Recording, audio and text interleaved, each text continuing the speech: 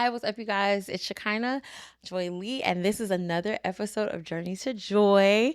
And today I have the amazing Jahman Hill. Hello, everybody. How And- y'all doing? And I'm going to go ahead and let him introduce himself, tell the people who you are, what you do, Bet. what's your bag, what you got going on, all the things. Okay, bet. So, which one should I tell? Right here. Hey, y'all. My name is Jahman Hill. I am a creative. So, that includes poetry, film, spoken word, music, really all things creatively, especially in the performance creative lane. I don't paint. I don't draw. And I can't actually play any instruments, but typically all the other creative things I do. I am the executive director of the Flourish Alabama, which is a really amazing nonprofit that does arts education work, artist economic development, creative placemaking, really just trying to use the arts to really help people find their sense of self-worth, and show them that they're infinitely possible beings, which is the theory of the flourish in and of itself. So yeah, that's me in a nutshell. And so now we know why he's here. We know exactly why he's here. You hear that? The infinitely possible beings. Yes, That's yes. amazing. That's amazing. Yeah, I feel like it's like, so the theory of the flourish, real quick. The theory of the Go flourish. ahead, go off. Do you think? Theory of the flourish is the idea that Black people are infinitely possible beings, and it came from I was working. I was a student at the University of Alabama, Mm-hmm. and we were doing this work in this community, and I was asking the students, I was like, what does it mean to be Black? Like, and all of their answers were negative. And I was like, what if we tie Blackness to a more positive idea or positive identity, and identifying what are those positive markers within our community?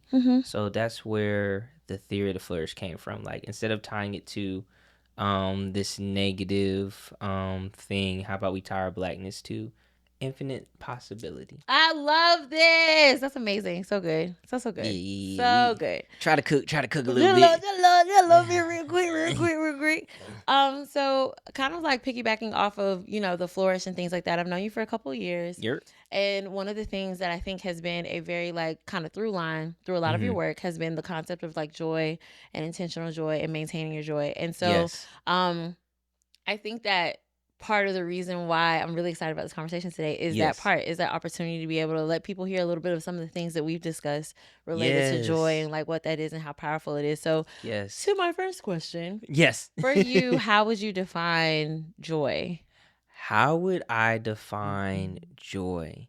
I think, first of all, I don't think you should like create definitions based on what something is not, but I'm about to do that kind of because I think we mix joy and happiness a lot of times. Yeah. And happiness is this more like fleeting feeling that you have, where I feel like joy is a deep sense of being. Yeah. Where it's more of a like it's an underlying sort of base for the way in which you can move through the world. So I might have joy and be sad. I might have joy and be upset. I might have joy and be happy. But joy is more of an underlying feeling in sense of a certain level of okayness, or a certain level of hope, or a certain level of positivity, I think is the best way to put it. A certain level of positivity that you're going to bring into any sort of situation, and a decision that you're actively making to bring and search for and seek out the positivity within a situation. Not ignoring all of those other parts of the situation, but it's a commitment to identifying what some positive factors might be. Come on, sir. Look, I tried. Listen. But one of the things, so this was like two things that you said that really resonate with me a lot. And I think that like from the client space to when we do like things like this, it's that idea that it's like, first of all, a choice, But then second of all, two things can exist at the same time. Yes. I think all too often it's kind of like this very black or white thinking concept. Like it's either I'm this or I'm that. And then not only am I this or I'm that, but like because I'm this other part, whether it be like some type of negative experience or like whatever that negative feeling, I don't give myself permission to feel the other one too, or even find it or look for it or anything. Yeah. And we find like I think a lot of times we try to rush whatever the other feelings may be. Yeah. So like, for example, one of the things that I ran into a lot of times when I was younger and like thinking about joy, and I still do it to this day. It's something I'm still working through, but I would not allow myself to feel any negative emotions. I'll like rush over them, like, but I got joy. So, and it's like, well, yeah, you can have joy, but like that hurts you. So, like acknowledge that hurts you. Acknowledge that you were hurt, and that hey, that hurt me. I've processed that. That's okay. I've recognized like what the next steps need to be, but I give yourself time to acknowledge and experience that feeling, and then it's even within that feeling that you can continue to seek the joy that you might have, or you can maintain that joy even amidst those other feelings. Because I feel like I'm someone who a lot of times will try to rush through any sort of negative feelings I have. That ain't right. Yeah, now I'm doing something wrong. It's like you're not doing anything wrong for having a negative feeling. Like it happens. Right. That doesn't mean your joy has to go away. Right.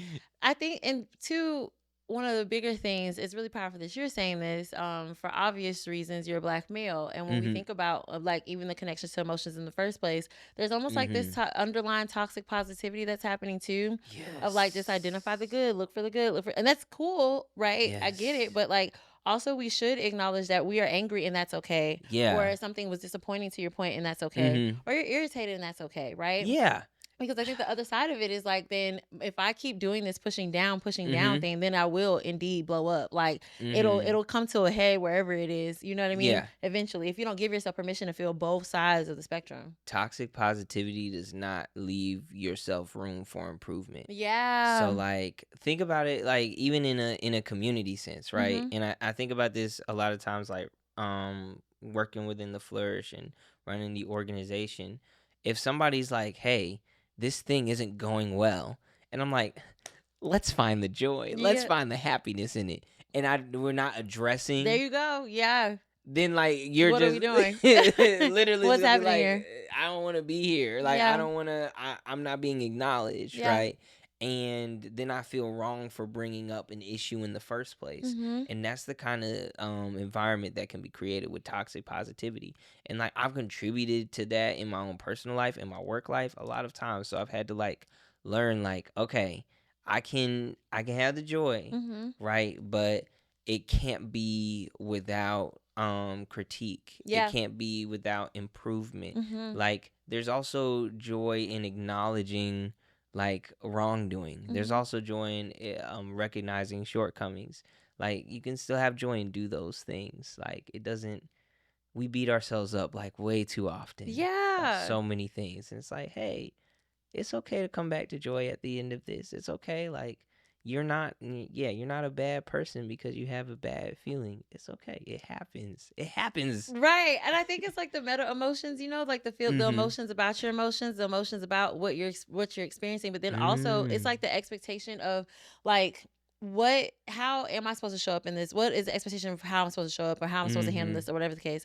And I can't help but think that sometimes we are like a little disappointed about the fact that we're not like overjoyous all the time, but that's like just not reality. Like give yourself permission to not just like experience this emotion, but realize that you're human and that's a part of it. Like the human experience is all of them, not just the one. Yeah. We love resilience. We love that you can bounce back, but like there has to be an acknowledgement in that process too. You know what I mean? Because you sit there all day like, I'm supposed to be happy.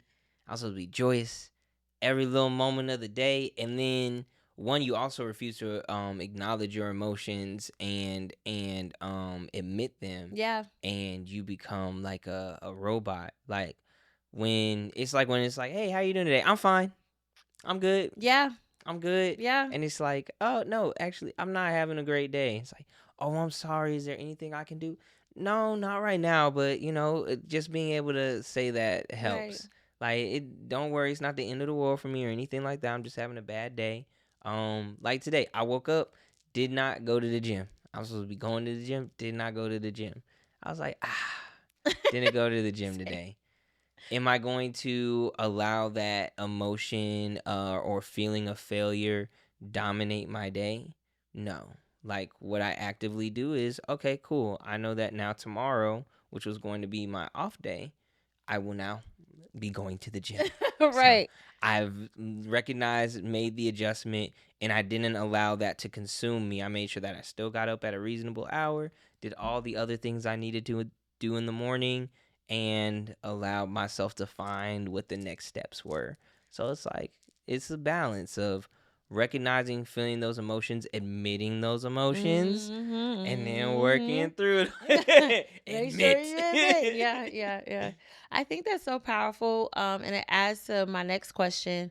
Because as you can imagine, people kind of go through all types of different experiences. Like I've talked a lot on here about like navigating grief or navigating different relationships. And I'm sure you had some testimonies yourself related to those experiences. So for you, what has been like you don't even have to explicitly say, but what has been obstacles that you faced or like barriers between you and being able to get back to joy?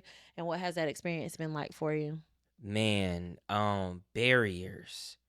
The way that self-loathing and depression like will pop up, and just like the self-doubt. Like, there was a time where if I missed going to the gym, I'm not getting up, and I'm going to everything late. Like, it's so my typical schedule these days is I get up between 4:30 and 5 o'clock to go to the gym. Back from the gym by 6 o'clock. 6 o'clock I journal. Do 2 pages of journaling. Then and all my food is passive cooking in the morning. So I bake my bacon. Bake your bacon. I bake my turkey bacon. I boil the eggs. So I just put those, just already on the stove. Yeah. Go journal. Hop in the shower. Make sure everything's good. Get out the eggs. Make a salad. Out for the day by like 7:45, 8 o'clock ish, to get to wherever I need to go. If I don't get up to go to the gym at that 4:40, I might not be getting out of that bed till 8, 9, 10. Yeah. Like 10 o'clock, especially if I don't have anything like a meeting or something. Oh, and I just have to be in a space. I'm not making it there. And the whole time I'm just sitting there like I have very choice words for myself. Like, you ain't nothing. You ain't you failure. You failed getting up out of bed today. So this whole day, you might as well scrap the whole day. And it was like that negative talk would just feed into never getting over or never working through the emotion or never, I think, taking the accountability in that moment too. Because I think accountability requires action. Yeah. Like, acknowledging isn't taking accountability. That's acknowledging. Yeah. Like, you didn't get out of bed, bro, but I'm still in the bed. Yeah. Like, I'm just saying, you ain't nothing. Like, there's no accountability right there. Like, accountability is then making a change to like, okay, let me hold myself accountable and get up. Yeah. Let me get out of the bed. So that's a huge barrier, is that negative self-talk. I think another huge barrier is procrastination and finding other things to do to like avoid whatever it is that the emotion that I'm trying to deal with, or the thing that I'm supposed to do. Like, man, I ain't never got no work done like when I needed to do something else. Right, every time. Like, I'm supposed to be doing this. Oh, I forgot. I need to clean the stove. Clean the stove. It's been a minute since I cleaned the stove. I got a ton of papers that are receipts that I'm supposed to scan. I need to scan. I got 2 years worth of receipts I need to scan. You know how many times let me go ahead and pull these receipts out and put them in another part of my house. Like, let me just move them over here. From one desk to the chair. Yeah, to clean up. Let me clean up the couch by putting the receipts on the table. Let me clean off the table, put the receipts right here on the couch. Like, what was I supposed to be doing again? Right. I don't know. But them receipts, they got moved. I didn't even do the task. I just That's all. Just one little space to the other. Yes. Ooh, I'm an avoidant. Yeah. Yeah, I'm an avoidant. So me and my therapist were talking about that today. I love that for you. Yeah, like you avoidant. I said, yeah, you're right. So I wonder this, when you're considering like even the idea of like back to what you're talking about with like the criticism, the self-criticism, or that inner critic and things like that. Yeah. Navigating that inner critic. So I hear what happens previously, and even said today, like, I didn't go to the gym this morning. So I like, just like, okay, I'm gonna take on the rest of the day. What does that inner dialogue sound like now? So it's a my couples therapist had said something this weekend that really stuck with me. And she was talking about how when it comes to she was talking about addiction. She was like, this can be applied in a lot of different spaces. She's like, when it comes to addiction, you don't think that you're gonna stop something cold turkey. It's a matter of how much space and time are you putting between the relapses. And like eventually you put so much space that it's just they don't happen anymore. Yeah. So when I have that moment of like I didn't go to the gym today, it's like, okay, cool. Like it's gonna happen. Yeah. There are gonna be days where I'm hey bro, you didn't do it this time. Yeah. Now let's make sure next time it doesn't happen consecutively. Yeah. Yeah. Because this is week 2 back into the gym and journaling and my routine and everything, but there was a probably 4 to 5 month span where I was not waking up on time, where I was last minute getting to places and doing things. So that 4 to 5 month span was just, I would get back into the gym one day. Yeah. The next day I would miss, and then it's throw the whole thing away. And that's let me tell you. I think our definitions of consistency have to change. And the only way you can give yourself permission to even consistently show up, or like if you not letting consistency mean like if once I stop, I stop. Like the only thing is just don't stop. If you allow yourself permission to say consistency is if I didn't go Monday, I went Tuesday, or if I didn't go Tuesday, I go Wednesday, or if I didn't go none this week, I picked up on Friday. That's consistency too. My whole week right now is different in terms of the gym because I did that. Like I was like, I'm gonna start this week.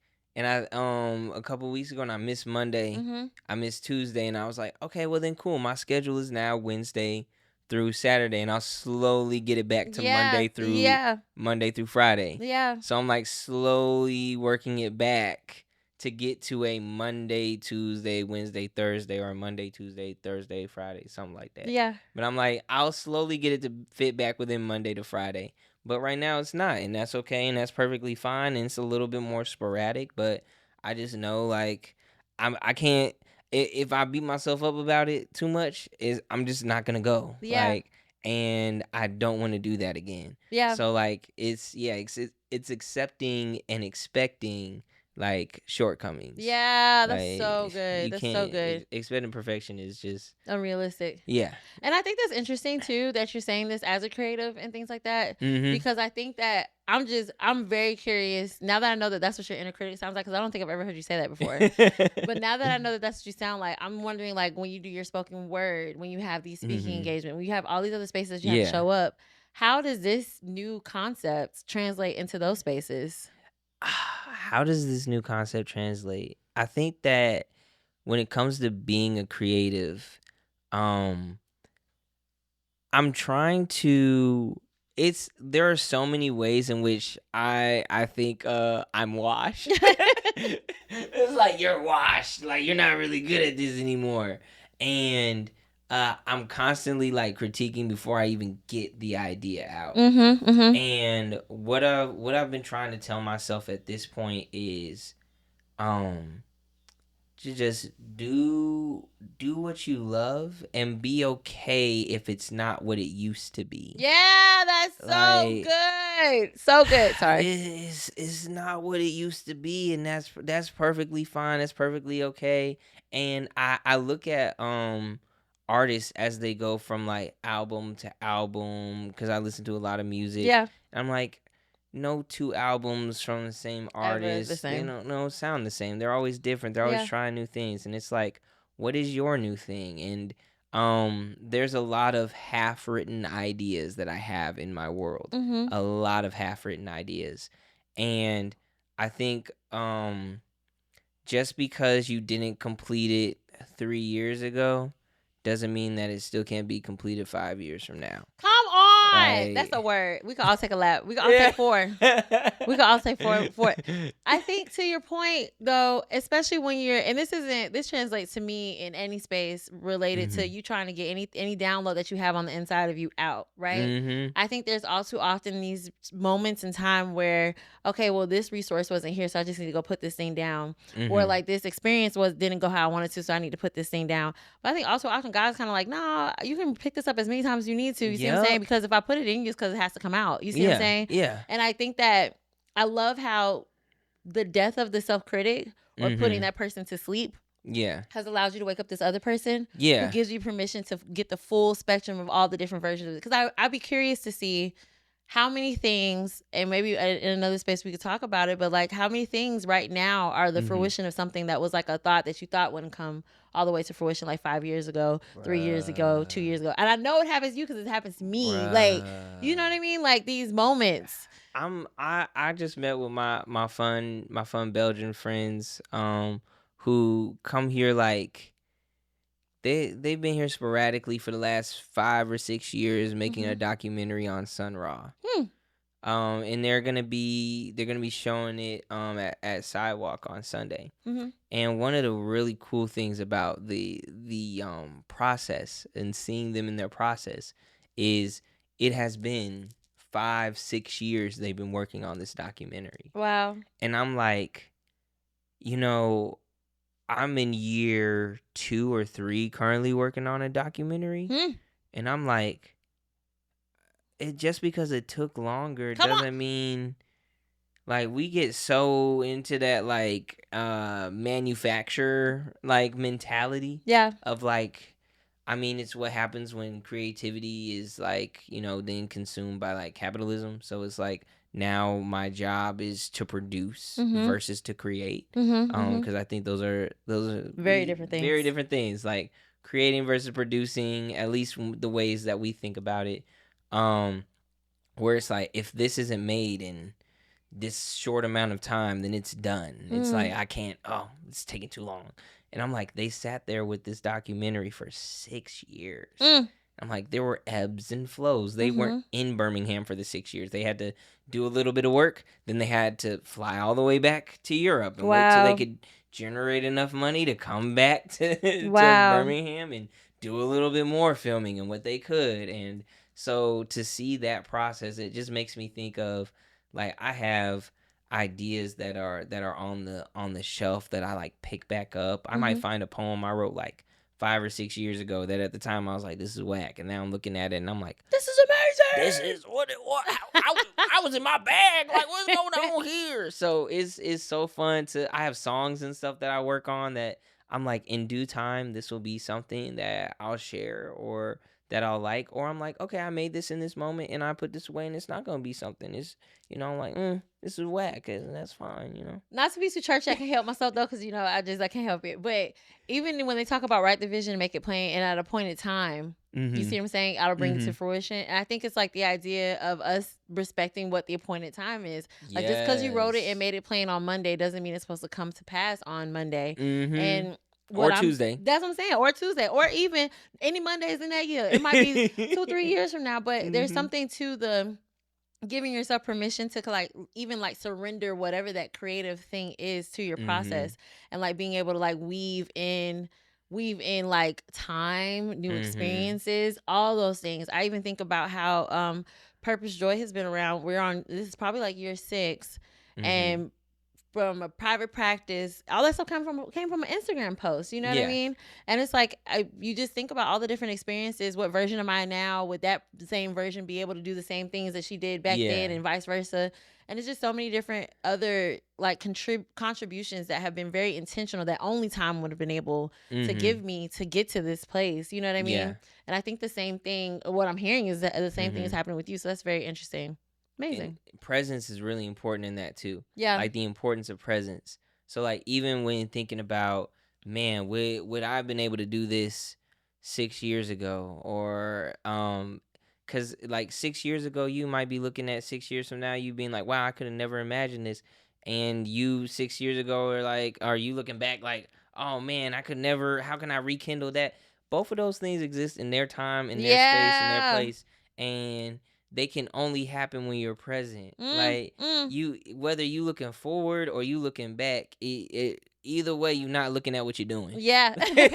Like, you still distracted, son. You still like, how do you get to the now? I think a lot of like practices that we look at in terms of like meditation, in terms of like grounding, all of these things push us to like, how do we get into the present? Like, how do we get out of our mind and into the experience? Yeah. Like into whatever it is that we're doing in that moment. And now more than ever, there are so many things that can pull you away from the present and the here-ness of moments, that it's like, man, my mind is going a million places, and when I go a million places, I'm gonna find a lot of worries. Yeah. And naturally we stick to the dangers more, like as a natural way to like protect ourselves. Right. So the more information we consume, the more danger we will find, the more anxiety we will develop. I think it's so true. Like that information overload is very, very real in 1,005 different ways. But even more so when it comes down to like letting yourself just be.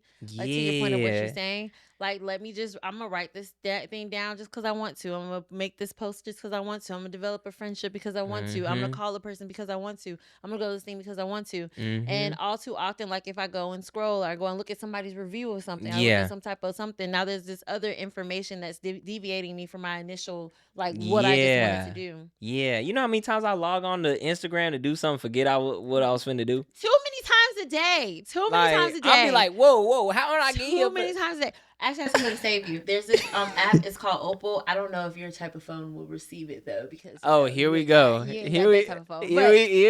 But it's called Opal, and what it does, it has been like here lately. I've been doing this like 75 reset rewire challenge, and it has been saving me because it blocks off all of my apps. Like, and then in order for you to get on the app, you have to like do this breathing exercise first, and then you only get breaks. It's not going to unlock all of them immediately. It's only giving you like 2-minute break, 3-minute break, 4-minute break, or whatever. Stop here. I'll show you after. But I think to your point about the it's amazing. I like this. Stop sharing. Okay. But it's called Opal. You might be able to get access to it. You know, I don't know. You know, your phone that's not an iPhone. But I think to your point though, related to all these different experiences that people can have that can deviate them from being able to like get to and navigate to and like hold on to joy or like rediscover it for themselves, what would you say to somebody who is trying to like establish that for themselves, or like they can't attain it, they don't know how to get to it? Like what would you say to them? Man, I would say build your joy capital. Come on. I love so back in the day, back in the day, I did this project called Poetry University, and we had a joy series. And one of the things that was really big for me then was like, hey, we've got to identify joy capital, like building a joy bank, if you will, that you can always come back to. That's awesome. And there were a few things that I had added on there, and y'all can add your own things to whatever you want to do to build your joy capital. But it's like, what are some songs that I love?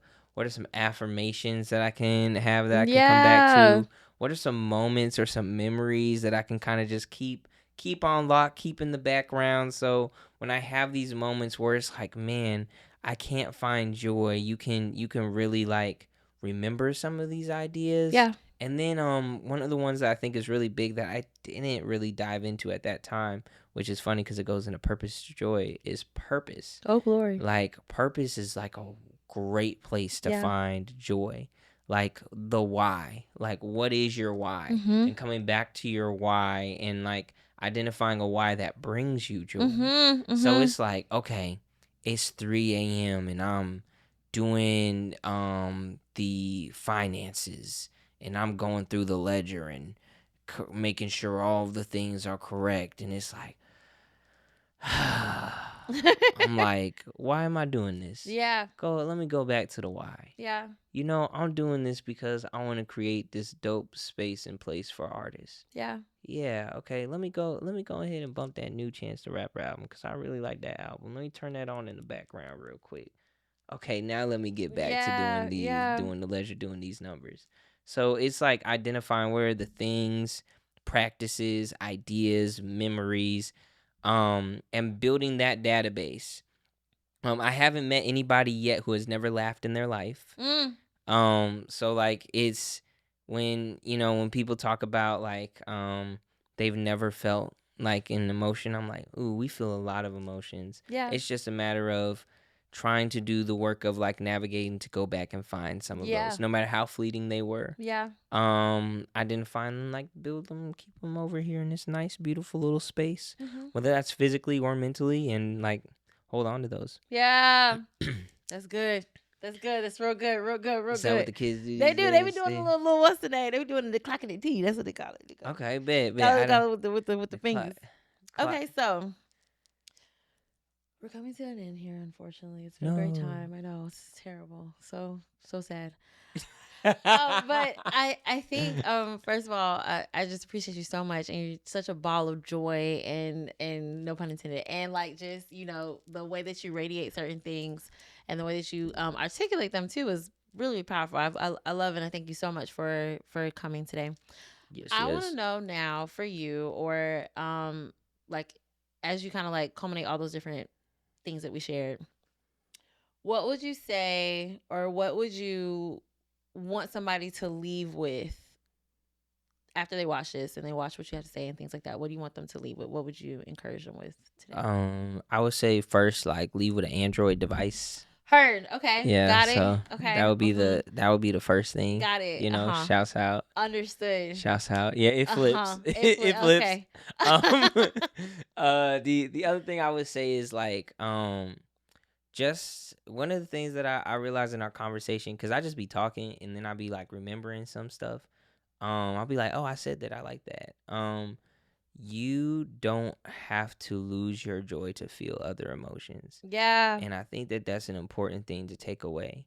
Like, your joy can exist with other emotions. And it's okay to feel those other emotions. Don't beat yourself up because you may not be feeling like the most joyous in that moment. Just acknowledge, recognize, accept that feeling. Yeah. Work through that feeling and then be like, okay, cool. I don't like this.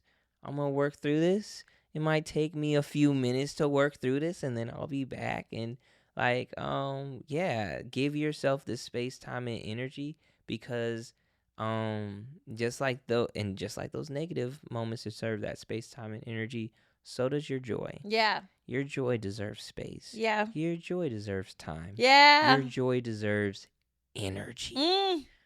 Yeah. Work for your joy the same way you work for your other emotions. Yeah. That's so good. We will work for our rue. If I feel when we're away. feeling rue, I'm gonna work to keep that. like you upset with somebody and they do something to try and make you happy, and you holding on to it. You like, I'm rehearsing conversations in the mirror. I'm going through each sentence, each word. I'm practicing different ways that I could tell them about how they just did what they did to me the way they all that. Yeah, I'm like, why don't we work for our joy like that? Yeah, I don't. To your point though, something I do want to say, and I don't know, are you familiar with an emotion wheel? I'm sure you are. Yeah. Thanks to you. Yeah. What? Yeah. You gave us the emotion wheel thing. I did. Yeah. I forgot.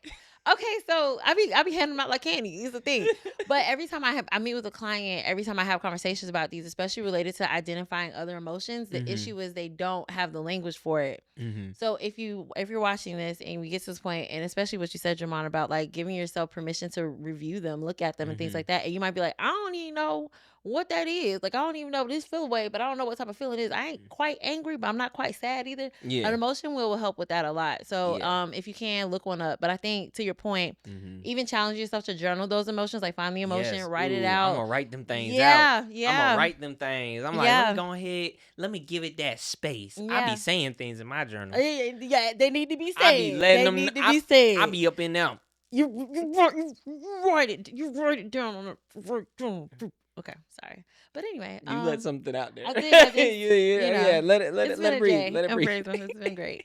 But this has been so helpful. Thank you, yes, thank you. Shouts out I Pisces appreciate gang. Gang. I was gonna say that earlier, but I was like, stop being weird. Why not? Yeah, Pisces gang. Pisces gang. Stop. What y'all thought is what you hear all this emotional maturity. Very aware. Okay. But thank you again, Jahman, so much. And again, this has been an episode of Journey to Joy. Stay tuned for the next one. I hope you're able to get to your joy and things like that. I want you to get to the best possible version of yourself, and I hope this helped you get a little bit closer to it. Have a great day.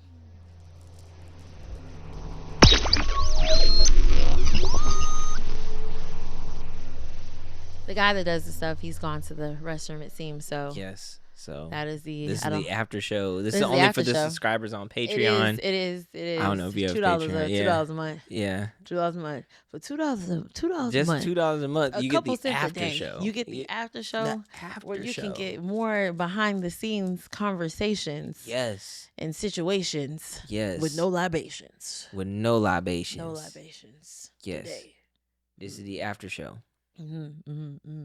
After show indeed. That was great though. Thank you so much. I really appreciate it. That was fun. That was fun. I was like, I'm just talking. I don't know what's going on. I said, ooh, these are good questions.